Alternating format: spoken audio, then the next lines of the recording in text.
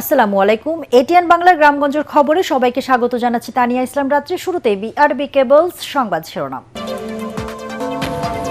চট্টগ্রামে বাসাবাড়ি, গণপরিবহন ও শিল্প কারখানায় গ্যাসের জন্য হাহাকার, চরম বিপাকে মানুষ।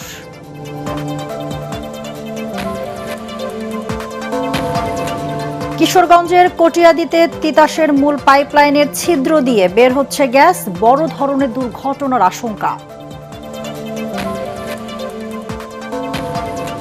নারায়ণগঞ্জের ফতুল্লায় স্ত্রী হত্যায় স্বামীর মৃত্যুদণ্ড, লালমনিরহাটে মাদক মামলায় 4 আসামিকে 10 বছরের কারাদণ্ড দিল আদালত। এবং কাঁচামরিচের অস্বাভাবিক দাম নিয়ন্ত্রণে হিলি ও বেনাপোল স্থলবন্দর দিয়ে ভারত থেকে মরিচ আমদানি শুরু। দেশের বাণিজ্যিক রাজধানী চট্টগ্রামে অব্যাহত রয়েছে তীব্র গ্যাস সংকট। বাসাবাড়ি থেকে শুরু করে গণপরিবহন ও শিল্প কারখানা সর্বত্রই গ্যাসের জন্য হাহাকার। নগর জুড়ে চরম বিপাকে মানুষ। দিনে তো বটেই, গভীর রাতেও মিলছে না চাহিদা অনুযায়ী গ্যাস। অন্যদিকে সিএনজি ফিলিং স্টেশনগুলোতে ঘন্টার পর ঘন্টা লাইনে দাঁড়িয়ে থেকেও মিলছে না জ্বালানি, যার প্রভাব পড়ছে নগরের স্বাভাবিক যান চলাচলে। বিঘ্নিত হচ্ছে শিল্প কারখানার উৎপাদনও।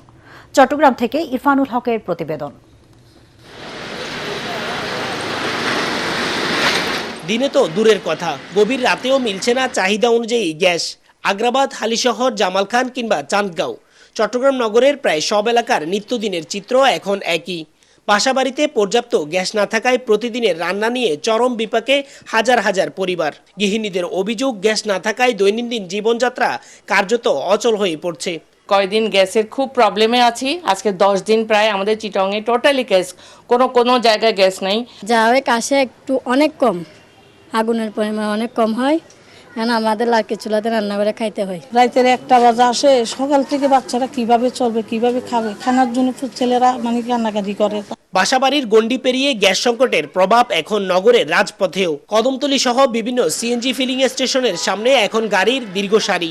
6 থেকে 7 ঘন্টা ধরে তীব্র গরমে লাইনে দাঁড়িয়ে থেকেও মিলছে না কাঙ্ক্ষিত জ্বালানি। কালকে রাত থেকে 11টা পর্যন্ত বসে রয়েছে আনাখানা স্যার, কি বলবো, চোখ দিয়ে পানি আসতেছে এমন ভাবে, কাউরে বোঝানোর মতো না। এখানে আমরা সবাই ড্রাইভার। সকালে 2 ঘন্টা গ্যাস দিছে, এরপর থেকে গ্যাস নাই।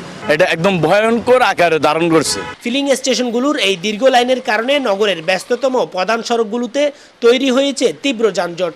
অন্যদিকে সময়মতো গ্যাস না পাওয়ায় সড়কে সিএনজি অটোরিকশার সংখ্যা আশঙ্কাজনকভাবে কমে গেছে। ফলে চরম ভোগান্তিতে পড়তে হচ্ছে কর্মজীবী মানুষ ও সাধারণ যাত্রীদের। আমি অনেকক্ষণ ধরে এখানে ওয়েট করতেছি গাড়ির জন্য, কিন্তু গাড়ি ঠিকমতো পাচ্ছি না। তারপরে 2-1টা যা পাই ওরা বলতেছে রেটটা অনেক বেশি। চাহিদার তুলনায় সরবরাহ কম থাকায় দুর্ভোগে পড়ছেন সাধারণ মানুষ। ব্যাহত হচ্ছে পরিবহন ও শিল্প উৎপাদন। দ্রুত স্বাভাবিক সরবরাহ নিশ্চিত করা না গেলে এই সংকট শুধু জনজীবন নয়, বাণিজ্যিক রাজধানী চট্টগ্রামের অর্থনীতিতেও বড় ধরনের বিরূপ প্রভাব ফেলতে পারে বলে শঙ্কা প্রকাশ করছেন সংশ্লিষ্টরা। ইরফানুল হক, এটিএন বাংলা, চট্টগ্রাম। কিশোরগঞ্জের কটিয়াদীতে তিতাস গ্যাসের মূল পাইপলাইনে ছিদ্র হয়ে প্রায় 1 মাস ধরে অনবরত গ্যাস বের হচ্ছে। একাধিকবার চেষ্টা করেও পাইপলাইন মেরামত করতে পারেননি তিতাস গ্যাসের কর্মীরা। এতে একদিকে যেমন গ্যাসের অপচয় হচ্ছে, অন্যদিকে পরিবেশ দূষণের পাশাপাশি বড় ধরনের দুর্ঘটনার আশঙ্কায় আতঙ্কে রয়েছেন স্থানীয়রা। কটিয়াদী উপজেলার মসুয়া ইউনিয়নের কাজিরচর খেয়াঘাট সংলগ্ন আড়িয়াল খাঁ নদীর তীরে গ্যাসের পাইপলাইনে এই ঘটনা ঘটে। স্থানীয়দের অভিযোগ, কাজিরচর এলাকায় গড়ে ওঠা একটি চুনা পাথরের কারখানা সহ কয়েকটি স্থাপনায় অবৈধভাবে গ্যাস সংযোগ নেওয়ার চেষ্টা করা হয়েছে। এ কারণেই পাইপলাইন ক্ষতিগ্রস্ত হয় বলে দাবি তাদের। তিতাস গ্যাস কর্তৃপক্ষেরও ধারণা, অবৈধ সংযোগ নেওয়ার সময় পাইপ ছিদ্র হয়ে এই পরিস্থিতির সৃষ্টি হয়েছে।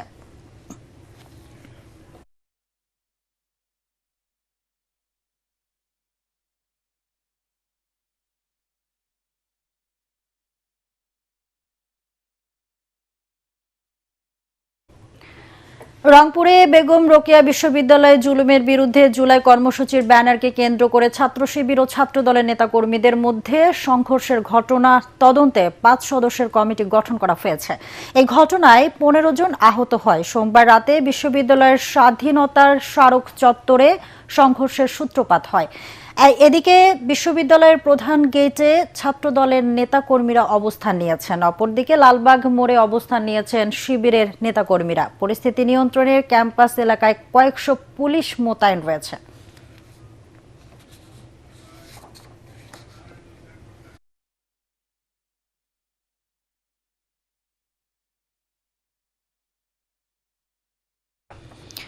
নারায়ণগঞ্জের ফতুল্লার কাশীপুরের হাজীপাড়া এলাকায় পরকীয়া সন্দেহে স্ত্রী হত্যা মামলায় স্বামী মোক্তার আলীকে মৃত্যুদণ্ডের আদেশ দিয়েছে আদালত।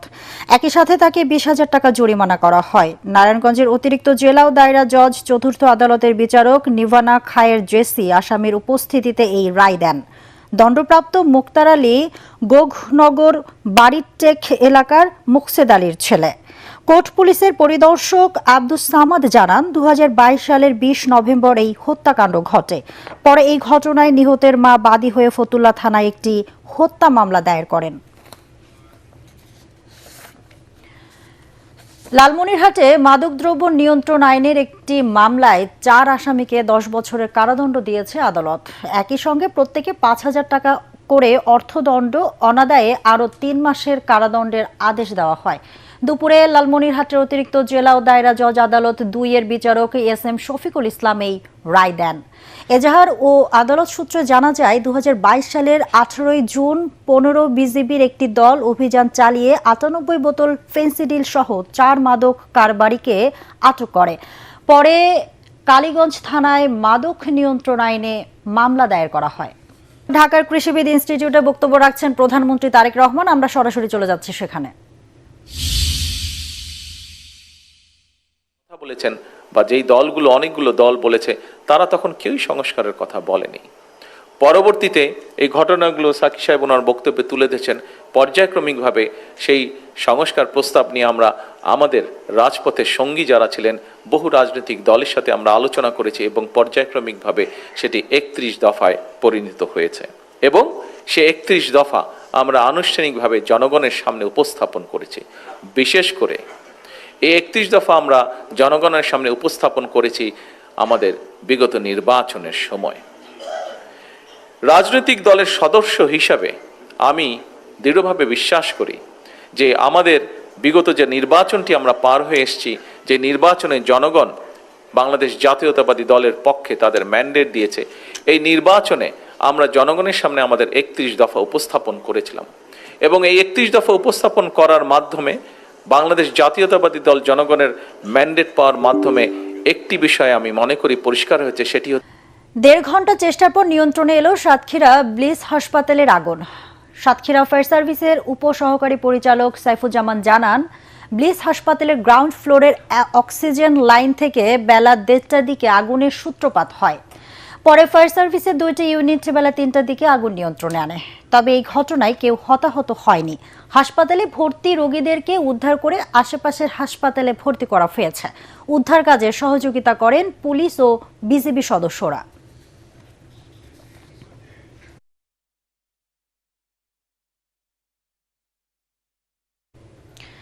দীর্ঘ 8 মাস 14 দিন বন্ধ থাকার পর দিনাজপুরের হিলি স্থলবন্দর দিয়ে ভারত থেকে কাঁচা মরিচ আমদানি শুরু হয়েছে। ভারত থেকে 4টি মরিচ বোঝাই ভারতীয় ট্রাক বন্দরে প্রবেশের মধ্য দিয়ে আমদানি শুরু হয়। এদিকে আমদানির খবরে হিলি বন্দর এলাকায় খুচরা পর্যায়ে কেজিতে 30 টাকা কমে দাম কমেছে। সকালে যে কাঁচামরিচ 280 টাকা দরে বিক্রি হয়েছে তা 30 টাকা কমে 250 টাকা কেজি দরে বিক্রি হচ্ছে। এদিকে অতিবৃষ্টির কারণে হঠাৎ কাঁচামরিচের দাম অস্বাভাবিকভাবে বেড়ে যাওয়ায় বাজার নিয়ন্ত্রণে বেনাপোল স্থলবন্দর দিয়েও ভারত থেকে কাঁচামরিচ আমদানি শুরু হয়েছে।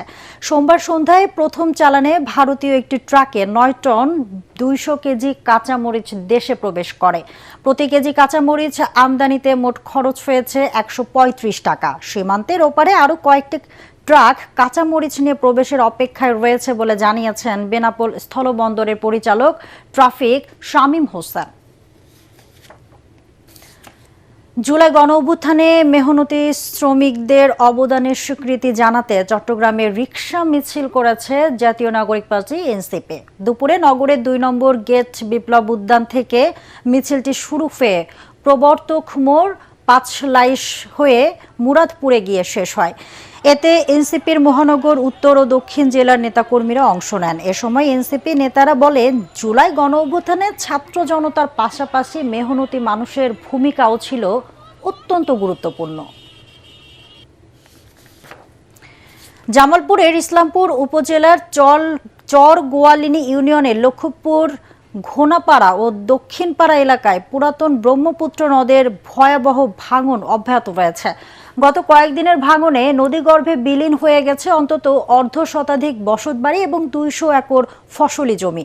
বসতবাড়ি হারানো মানুষেরা এখন মানবেতর জীবনযাপন করছেন। স্থানীয়রা জানিয়েছেন, মাত্র 3 দিনে প্রায় 300 মিটার এলাকা নদীতে ভেঙে গেছে। ফলে হুমকির মুখে পড়েছে অসংখ্য বসতবাড়ি, ফসলি জমি, সরকারি প্রাথমিক বিদ্যালয়, উচ্চ বিদ্যালয়, মসজিদ, মাদ্রাসা ও সড়ক সহ বিভিন্ন গুরুত্বপূর্ণ স্থাপনা। চোখের সামনে বসতভিটা ও ফসলি জমি হারিয়ে দিশেহারা নদী পাড়ের অসংখ্য মানুষ।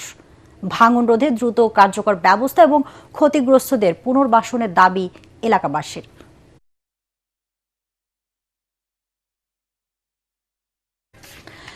চাঁপাইনবাবগঞ্জে নিরবচ্ছিন্ন বিদ্যুতের দাবি ও ডিজিটাল প্রিপেইড মিটারের মাধ্যমে গ্রাহকদের প্রতারণার প্রতিবাদে মানববন্ধন কর্মসূচি পালিত হয়েছে।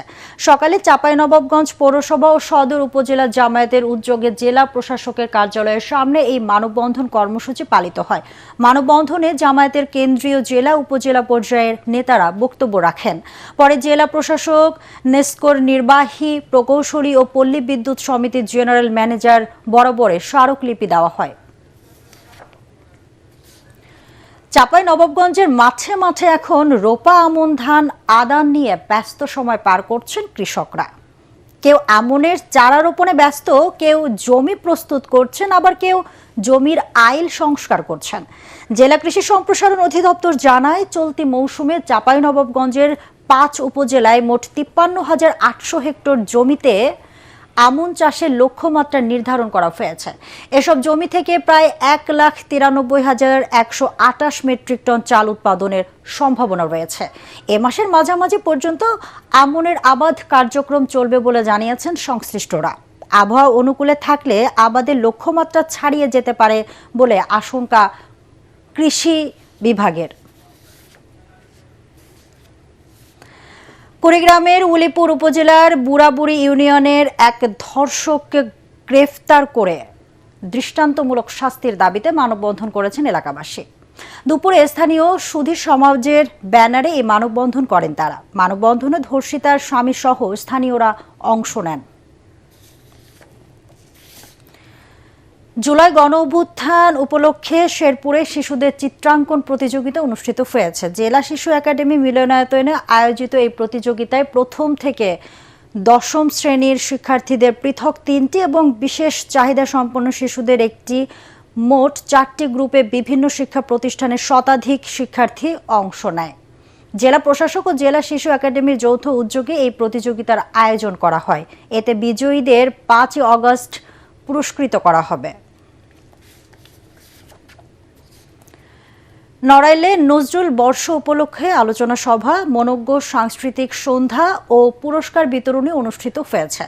গতকাল সন্ধ্যায় নড়াইল সদর উপজেলার শিক্ষা বিভাগের উদ্যোগে উপজেলা পরিষদ মিলনায়তনে এই অনুষ্ঠানের আয়োজন করা হয়। অনুষ্ঠানের প্রধান অতিথি ছিলেন জেলা প্রশাসক ডক্টর মোহাম্মদ আব্দুস সালাম।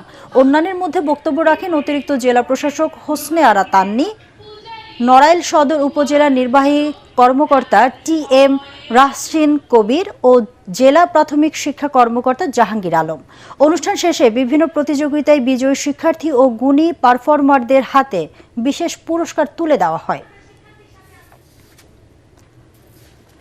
নতুন করে বালিকা ফুটবল টুর্নামেন্টে বাংলাদেশের সেরা খেলোয়াড় ফারিহা মনি ও 200 মিটার স্প্রিন্টে দেশ সেরা মোহাম্মদ আমানকে সংবর্ধনা দিয়েছে নাটোর জেলা প্রশাসক। দুপুরে কালেক্টরেট সম্মেলন কক্ষে এক অনুষ্ঠানে নাটোরের 2 সেরা ক্রীড়াবিদের হাতে ক্রেস্ট তুলে দেন জেলা প্রশাসক আসমা শাহিন। এ সময় অতিরিক্ত জেলা প্রশাসক আবুল হায়াত ও জেলা ক্রীড়া অফিসার রাকিবুল হাসান এসামি সহ ক্রীড়াবিদ ও গণমাধ্যম কর্মীরা উপস্থিত ছিলেন। ঝিনাইদহের হরিণাকুণ্ডুতে শতাধিক শিক্ষা প্রতিষ্ঠানের মাঝে ক্রীড়া সামগ্রী বিতরণ করা হয়েছে। সকালে উপজেলার রঘুনাথপুর গ্রামে গোল্ডেন অ্যাগ্রোভেট লিমিটেডের পক্ষ থেকে এসব ক্রীড়া সামগ্রী বিতরণ করা হয়। এই উপলক্ষে অনুষ্ঠিত আলোচনা সভায় হরিণাকুণ্ড উপজেলা নির্বাহী কর্মকর্তা প্রদীপ্ত রায় দীপন ও উপজেলা কৃষি কর্মকর্তা শরীফ মোহাম্মদ তিতুমি সহ অন্যান্যরা উপস্থিত ছিলেন। পরে উপজেলার শতাধিক মাধ্যমিক ও প্রাথমিক বিদ্যালয়ের শিক্ষক ও শিক্ষার্থীদের হাতে ব্যাট, বল, ফুটবল সহ ক্রীড়া সামগ্রী তুলে দেওয়া হয়। সন্ত্রাস, চাঁদাবাজ ও কিশোর গ্যাং বৃদ্ধি প্রতিরোধ এবং যুব সমাজকে মাদকের হাত থেকে বাঁচাতে শহীদ প্রেসিডেন্ট জিয়াউর রহমান স্মৃতি সংসদের উদ্যোগে নোয়াখালীর বেগমগঞ্জে শুরু হয়েছে পক্ষকালব্যাপী ফুটবল টুর্নামেন্ট। উপজেলার জিরতলি বাবুপুর স্কুল মাঠে টুর্নামেন্টের উদ্বোধন করেন বিএনপি নেতা ও ঢাকা মোহামেডান স্পোর্টিং ক্লাবের সভাপতি বরকতুল্লাহ বুলু। উপজেলা বিএনপির আহ্বায়ক কামাখ্যা চন্দ্র দাস ও বিএনপির সদস্য শামীমা বরকত লাকি সহ অন্যান্যরা এ সময় উপস্থিত ছিলেন। টুর্নামেন্টে 16টি দল অংশ নিচ্ছে। একটি শোক সংবাদ। এটিএন বাংলার খুলনা ব্যুরো প্রধান, খুলনা প্রেস ক্লাব ও খুলনা সাংবাদিক ইউনিয়নের সাবেক সভাপতি এস.এম. হাবিবের সহধর্মিণী নাসরিন নাহার ঢাকায় চিকিৎসাধীন অবস্থায় মারা গেছেন। ইন্না লিল্লাহি ওয়া ইন্না ইলাইহি রাজিউন। গত 26 জুলাই ব্রেন স্ট্রোক করলে তাকে ঢাকার নিউরোসায়েন্স হাসপাতালে ভর্তি করা হয়েছিল। তিনি স্বামী, 2 কন্যা সহ অসংখ্য আত্মীয় স্বজন রেখে গেছেন। মরহুমার জানাজার নামাজ বাদ এশা খুলনা সোনাডাঙ্গা 2য় পেজ বাইতুল মোকাররম জামে মসজিদে অনুষ্ঠিত হবে এবং বসুপাড়া কবরস্থানে দাফন করা হবে। তার মৃত্যুতে শোকাহত এটিএন বাংলা পরিবার। দর্শক, পরবর্তী সংবাদ দেখার আমন্ত্রণ জানিয়ে এখনকার মতো শেষ করছি। এটিএন বাংলা সংবাদ ইউটিউবে দেখতে ব্রাউজ করুন youtube/ATN বাংলা নিউজ। ধন্যবাদ সবাইকে।